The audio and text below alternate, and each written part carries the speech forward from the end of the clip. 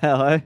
I can't really hear very well though. I can't hear you very well, but let's just give it a try anyway. Yeah, thank you so much for waiting. Ladies and gentlemen, please give a round of applause for Stephan Livera. Hello, everyone. We're streaming today from Dubai. Yeah, I'm in Dubai. Yeah. Fantastic. So Stephan Livera is a well-known Bitcoin podcaster who has helped to teach thousands, maybe tens of thousands, hundreds of thousands of people around the world about Bitcoin. Myself included, has a wonderful podcast. We recommend it to you all. Today we're going to have a very easy-going conversation about the evolution of Bitcoin as a monetary technology. Before we get into that, Stephan, I know you're very comfortable over there in Dubai. It's very nice of you to join us in Senegal. The audience understands English? Yeah, good to go. Is there one thing before we get started that you'd really like people to take from this conversation? I would say really open your eyes to the idea of the benefits of using Bitcoin in your day-to-day life, whether you're earning Bitcoin, spending Bitcoin, saving with Bitcoin. I think that's really what will move things forward a lot. And I think will offer people an actually viable alternative to the fiat systems that are popular today. There you go. Use Bitcoin daily. And if you want to learn how to use Bitcoin daily, come approach me. I'll send you some associates. It's a Bitcoin been around for 40 years or so now, since 2009. Where are we today in terms of its development? What state are we? So we're still extremely early. Now, I understand that can look like a weird thing to say 14 years in. Obviously, Bitcoin started 3rd of January 2009. So here we are, end of 2022, but it is still early. I think the analogy is to think of it like in... Well, you guys can hear me, yeah? Yeah. Okay, sorry, I was just hearing a bit of background chatter here. That's all good. Yeah. Oh, I can barely hear you, but okay, I'm going to keep going. So basically, it took some time before the internet really became popularized and people were using the web and using email and all of these other aspects. I think it's a similar thing with Bitcoin today. We are we're still kind of going through this store of value phase, I think. So there are a lot of people who are using it as a longer term store of value. Obviously, I understand right now we're in a bear cycle, and so we're going to have to deal with that. Obviously, Bitcoin has these bull and bear cycles, and so if you're going to get involved, I would say just be ready for that. But there are people who are willing to do that. So as an example, you might be willing to deal with the volatility by earning and then immediately spending, so that way you can minimize some of the price volatility that you deal with. There are different phases that we can talk about in terms of the phases of adoption. There are some people who are fully living on Bitcoin. They are earning and spending Bitcoin, and they are just living the Bitcoin life. And then there are other people who are using it more like a savings tool, and so they still have all the fiat normal cards and fiat cash, but they just have this Bitcoin stack that's their savings. So, and then there are other people who maybe are using it for privacy reasons, other people who are using it because they've been shut down by the likes of PayPal or others.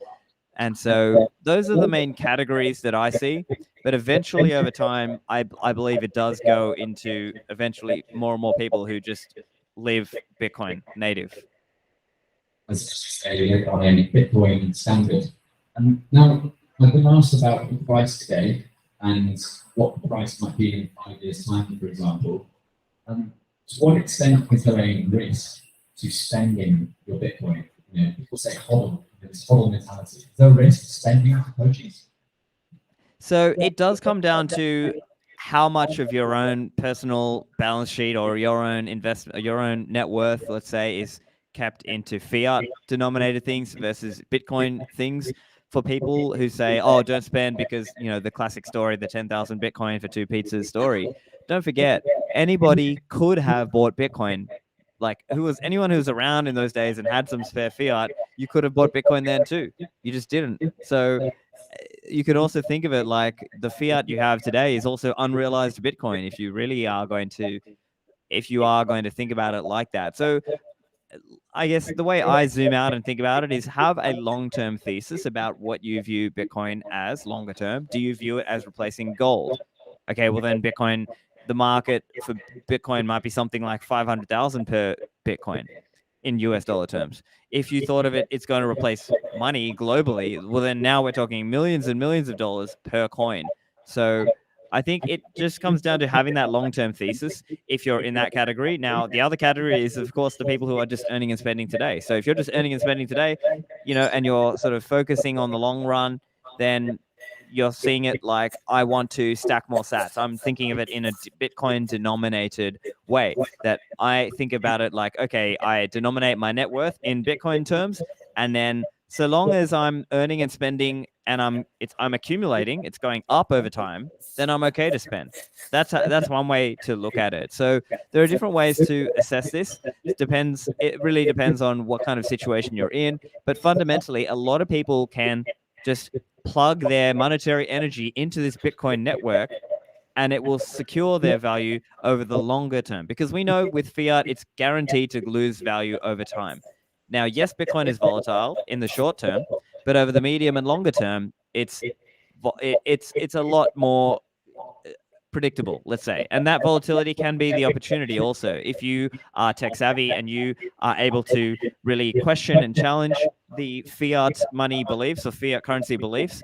And I think what we will see is more and more people, whether you are an individual, whether you are a high net worth person, whether you are a business, whether you are a fund, this idea of storing some of your value in Bitcoin as opposed to other things, whether that's bonds, property, stocks, cash account even. So I think the fundamental problem is that we are going into a higher inflation environment, and you need something to protect yourself with. And there's also genuinely a convenience factor too, that when you use Bitcoin, it's an ease of use that you can earn and spend with. So I think those are a few comments I would offer on the stages and the phases of adoption. So I guess let me summarize a few points there though. So I would say we're mostly still in a bit of a store of value phase. It will take, I view this as a long run thing. So it's, we're talking 10, 20, 30 years out is when you'll really start to see big shifts. Now, generally it's true to say that we've seen this kind of 4-year cycle ish, not exactly, but we can't predict. We don't know exactly when, but that's roughly when we've seen it historically. So, I just treat it like I try to accumulate sats, and then basically what happens is when there's a bull cycle, then your purchasing power rises dramatically. Dramatically. I really like that phrasing of fiat. All the fiat you have is unrealized Bitcoin. So say you have $2,000 to your name right now, you have 0.1 Bitcoin. It might not be Bitcoin yet, but you could have in Bitcoin. Therefore, once Bitcoin goes up, your dollars close, then kind of this. But just to push back on one thing now, Stephan. You mentioned bull and bear cycles. We're obviously in the midst of a pretty brutal bear market right now. For a lot of people, it is quite young. What advice would you give to people enduring their first bear market?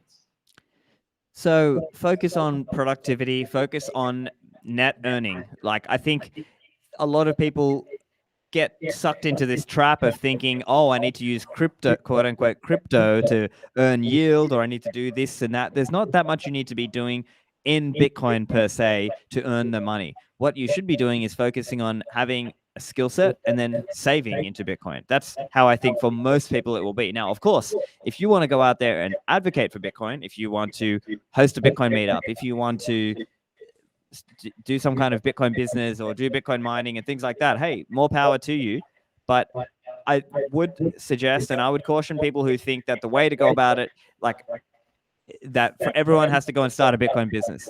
There are a lot of people who kind of regret doing that, because doing a Bitcoin business is hard. It's not an easy thing. And so there are people who maybe they ended up with less sats than otherwise. And so you have to think about that for yourself. Like, for you, do you believe that if you if you really want to swing for the fences, well, then, hey, go for it. Go start some Bitcoin business, start some venture, start something, and give it a real good hard go.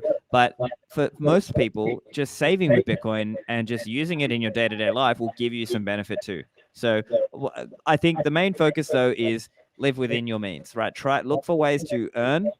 And you may even, as an example, people in the audience today, they may even have an example where there may be Bitcoin companies internationally who want to hire, who are willing to pay Bitcoin, and maybe there's an opportunity for you there.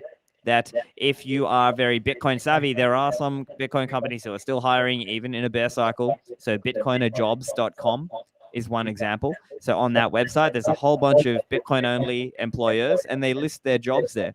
And then if you're an employer, you can go there and see there's a whole bunch of candidates there too. And you can even put up your candidate, you can put up like a kind of a CV, but in a pseudonymous way. So that's one example. But other aspects, I think, are to start something in the bear cycle. And then if you do a good job, then in the bull cycle, you get to sort of ride the wave. So if you do something good, whatever it is, whether it's you're a journalist, whether you're a podcaster, whether you're a business person, whether you can start something, and if you are serving the customer and if there's a real product there, you can benefit, because what happens is the bull cycle will have this outsized growth, but you create the product or you build something in the bear cycle. I really like that, especially being focused on your skill set and staying in Bitcoin. Yeah, big shout out to bitcoinerjobs.com. If you're looking for a job, it's a great place to start looking. And one of the nice things about Bitcoin is that most of the jobs are relevance. So you can do it from Dakar, you can do it from wherever you are in the country. Stephan, you mentioned the C word there, crypto. Just been asked what the difference is between Bitcoin and crypto. I'd love to hear your take on this.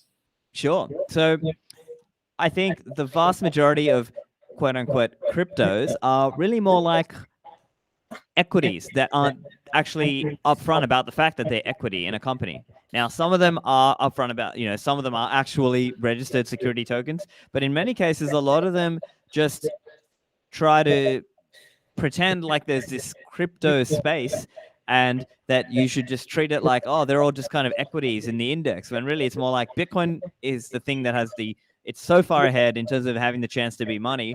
All of these other coins, they, for one reason or another, many times they're not decentralized. In many cases, they make various trade-offs that aren't clear to the average user.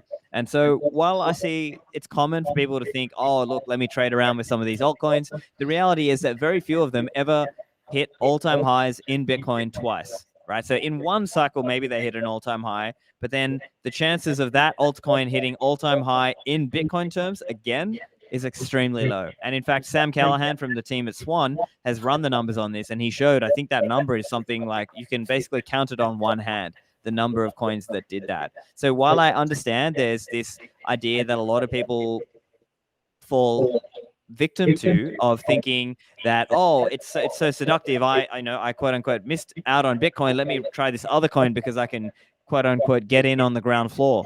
And that's why it's a very seductive way of thinking. But the reality is, once you add up all of the different factors, if you look at how these coins are not decentralized, they've got a pre-mine, they have all kinds of other factors that are problematic around them. So for example, some of them have an admin key, some of them have no real reason for having a token. Many of these coins, they're not scalable to the same level that Bitcoin is. They're not as robust. They don't have the same kind of community. There are all of these reasons why they simply cannot compete with Bitcoin in terms of being a money. But then the problem is, if you're having a blockchain with a token, you are effectively trying to compete with being a money. Why would people hold the token? That's fundamentally the problem here. And so it ends up just being like the original altcoins, frequent flyer miles on planes. Like they just keep devaluing those all the time. And so that's a few thoughts there. But essentially, the case for Bitcoin is the case for a money that's outside the control of any state, any company, any individual. That's really the case for Bitcoin. And the challenge is with a lot of the altcoins and quote unquote crypto is that really they are controlled by some kind of foundation, some kind of company. They have some kind of benevolent dictator who could change things. They have various aspects in which they are technologically inferior, or they make various trade-offs that make them not as robust or not as decentralized or not as verifiable as Bitcoin. And so Bitcoin made collectively, I'm sort of anthropomorphizing it a little bit, but Bitcoin made certain choices in a way that, let's say, prioritized decentralization and resilience and robustness over many of the other things out there. And so that's why sometimes it can look like other altcoins are, in some sense, a little bit ahead of Bitcoin in one aspect or another. But then what happens over time is they end up falling down to the wayside because they just simply weren't looking at the overall picture of overall acceptability, overall verifiability, overall robustness, decentralization, and all of these other aspects. So in a nutshell, that's some of the thoughts around Bitcoin as opposed to crypto. Essentially, many of them are securities, and even the ones that aren't securities, they have other various aspects that aren't useful or not as useful as Bitcoin. Super. Yeah, I mean, really good point. You're getting around the applause here. Thank you, Stephan. And it's funny, the way you describe crypto, the second description, wasn't about equities. You know, it's a money that's you have no influence over, that's controlled by a third party. You effectively describe the money that's used here, that's used over here, because that's what's controlled technically by France. They can choose to halve the exchange rate if they want to.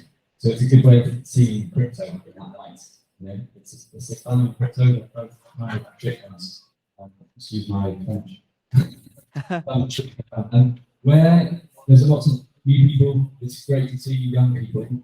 What are your go-to resources that are translated into French? Learn more about Bitcoin. And of course, I'm sure we're going on a podcast. Yeah, of course. So, I mean, look, there's lots of resources. There's lots of ways to get involved and learn about Bitcoin. So, for example, Inventing Bitcoin is a great first starting book. We have that available for free at Swan. So, swan.com/free book is one example. So, you can get that book for free at swan.com/free book. And of course, follow some people on Twitter. I'm sure, you know, guys, follow Joe online if you're on Twitter, follow me online, follow some of the people that we're tweeting and retweeting, and you'll see very quickly there is a community, and many of us know each other, and we're sort of acting in a coordinated but still decentralized way. Like none of us actually have control over each other, but we are communicating and we are, let's say, cooperating to help as part of an educational and marketing project in a way. Because Bitcoin, of course, I believe Bitcoin is superior, but it's one thing to have the best technology in the world if nobody knows about it, right? So part of it is actually getting people to learn from real people who are actually teaching you best practices, whether that is how to secure your coins, whether that's privacy best practices, whether that is technology and protocol development, whether it's application development. There's a lot of these different aspects and fields, and you can find a lot of them. I've got episodes on my show where I cover a lot of these different aspects. I have episodes covering privacy stuff. I have episodes covering peer-to-peer markets. I have episodes talking about, okay, what are the legal ramifications, or what are some of the economic implications of Bitcoin? There are all of these different aspects to which you can learn about it. 7 or 8 years that you've been in Bitcoin now? I am actually close to 10. So I first got into Bitcoin in, basically late 2012, early 2013. So coming up to 10 years now for me. But I've been podcasting since 2018. July 2018 was when I started my podcast. I was doing some articles and things earlier in the space, but basically the podcast is probably the main thing that I'm personally known for. But yeah, look, I think it's one of those things where a lot of people have come and gone over those years. And so it takes a certain level of understanding, a certain level of patience and humility, I think, as well. Because there are times where maybe we want something, and let's say people who were on the impatient side wanted certain things that were not feasible. And so then those people end up basically effectively leaving Bitcoin and going to some altcoin or leaving altogether. So I think it takes a certain long-term thesis about what you think this is and why it's worth carrying on. Because I think whether people like it or not, they're going to end up in here with us. But we have this opportunity now to help spread adoption now and make it happen sooner, and in our lifetime, at least a little bit sooner, if we educate and teach people and build and code and review and do all of these aspects with Bitcoin. Okay, the reason I ask is because you've been here a long time and the space has advanced hugely. I went over the past 10 years. I'm relatively used to this for 3.5 years now. How easy is it now to learn, just as a way of encouraging everyone? And second part of this question, what keeps you going personally about Bitcoin? Why are you still working so hard in the Bitcoin space? Why do you believe in this so much? So first question, what is it harder or easier to learn now? I think it really depends on who your first touch points are in this space, right? If you find, let's say you find Swan Bitcoin, or you find some of these well-known educated people, or if you find the likes of BTC Sessions or Marty Bent or Matt Odell and Safedine and people like this, I think you'll have a relatively easy pathway in to learn about Bitcoin today compared to 10 years ago, because the articles, the books you read, the podcasts, they're all much more easily summarized and put in terms that are easier. And the tooling now is better. We have Lightning wallets. We have we have things like Moon Wallet, Breeze Wallet, Phoenix Wallet. We have hardware devices. Back when I was new in the space, hardware wallets didn't even exist, or hardware. Nowadays we call them hardware signing devices. But there has been significant improvement on a lot of these things. I think the Lightning Network is a big game changer. So it's really making it actually feasible to do in-person commerce really quickly with Lightning. So I think that's probably those are some of the key points in terms of whether it's easier today. And yes, I think it is. But at the same time, there is a lot of confusion. There's a lot of nonsense out there in the mainstream, or in, let's say, in quote unquote crypto journalists, in how they talk about things. As for how and why, well, as for why I'm still Bitcoining after all this time, part of it for me is I think the world is coming here anyway, but I also see it like there is a fight for freedom involved. I believe I've long been skeptical of central banks, and coming from a more libertarian perspective, wanting smaller state or zero state if possible, but fine, I'll settle for making the state smaller. I came from that perspective anyway. And so I believe Bitcoin will have this impact of making the state smaller. And in doing so, that will improve the liberty for most people. And actually, I believe the way to improve people's quality of life is to improve the economic prosperity that they are under. And having a Bitcoin standard is going to be the fastest way to achieve that. Whereas other pathways, I think, will just simply not move the needle as much, because I think there's a lot of things wrong with the world today. There's a lot of people fighting and arguing about this, that, and the other, but a lot of the problems, I believe, are stemming from having low quality money, low quality fiat currency that the world is using today, as opposed to the high quality money that I wish the world would use, which is Bitcoin. So fundamentally, I am still here because I believe this is the best way to drive forward actual advancement in people's prosperity. It's wonderful notes to conclude on. In the first talk today, Stephan, just so you know,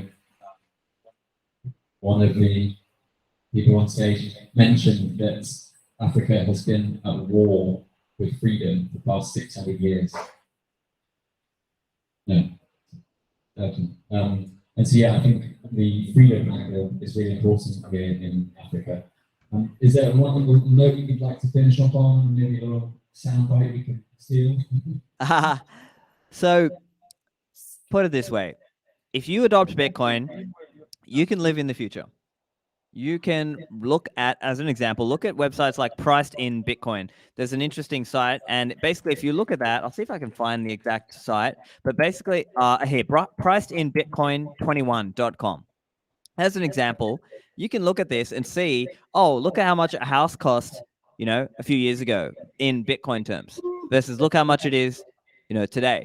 And so you can see some of these different things. You can see equity markets, you can see consumer goods. So, the median new house, you can see how many sats that costs today versus what it was 5 years ago. And that really helps you shift your perspective and on this idea that you can save for your own future. So think of it like this. Bitcoin gives you additional certainty over what the money supply will be, and you can verify the whole thing on your own Bitcoin node. And so this is something that is just not possible with gold. It's not possible with fiat currency. And so fundamentally, it just offers this massive step improvement. What we're talking about now is just the process of the world realizing it. And I believe they will. The world will realize it. But it's going to take time. It's going to take education. But you can make the change today. That you can start thinking about ways to earn Bitcoin, or if you earn however you earn it, but flip your earnings into sats and then start living that Bitcoin life. And I think sooner or later you'll start to see, once you are doing that for a long period of time, if you're living within your means and you're earning more than you're spending, you'll start to really see a big improvement in your own personal life. So, it is also about the broader world, but it is also about you. It's about what is the benefit for you. Fantastic. Thank you so much, Stephan. We'd love to join you in the future. We're running the commission tracking for this. Thank you, guys. Thanks for having me. Yeah, thanks so much for your time. And we'll meet. That was really, really great. Thank you. You know, always something over. Yeah.